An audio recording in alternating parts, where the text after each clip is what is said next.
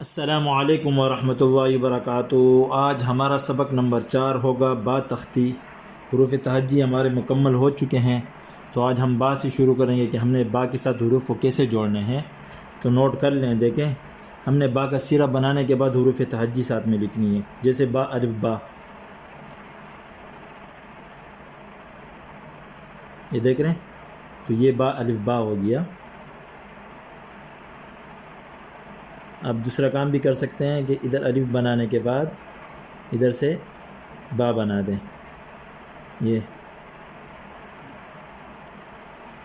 اچھا۔ با کے ساتھ با کو کیسے ملانا ہے، یہ یہاں تک با کا سیرہ بنانے کے بعد دیکھ رہے ہیں، یا آپ اس طرح بھی کر سکتے ہیں، یہ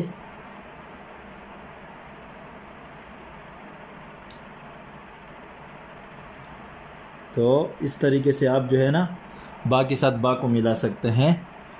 اور دیکھیں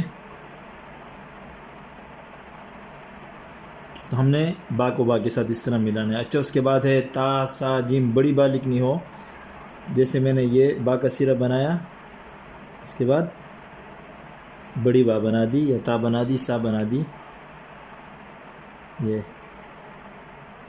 دیکھ رہے ہیں۔ اچھا، اس کے بعد ہے جیم، تو ہم نے کیا کرنا ہے، با کا سیرہ بنانے کے بعد اس طرح، اس کے بعد ادھر سے ہم نے جیم بنا دینا ہے،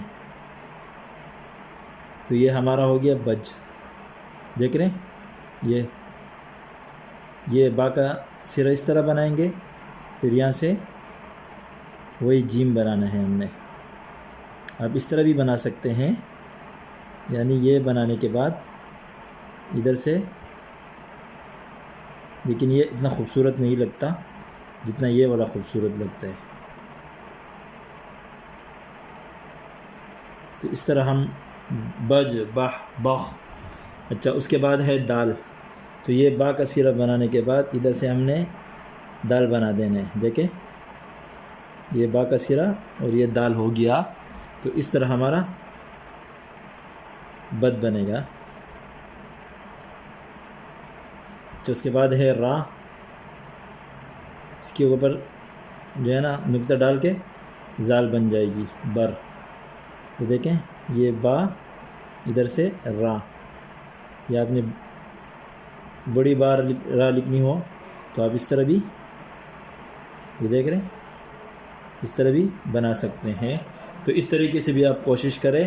اس کے بعد ہے زا سین، تو آپ نے با کا سیرہ بنایا، یہاں سے آپ نے سین بنا دیا، دیکھ رہے ہیں، یہ با کا سیرہ، یہ سین، یا آپ جو ہے نا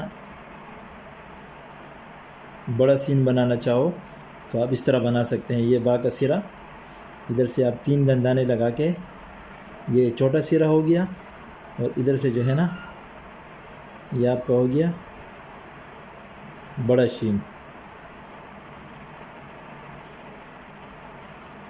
تو اس طریقے سے آپ محنت کریں، قلم کو چلائیں، انشاءاللہ جتنی آپ کی محنت ہوگی اتنی آپ کی لکھائی خوبصورت بنے گی۔ اچھا، سین کے بعد صاد ہے، تو وہ بھی اسی طرح آپ نے با کا سیرہ بنایا، یہاں سے آپ نے صاد، دیکھ رہے ہیں، یہ با کا سیرہ، ادھر سے صاد،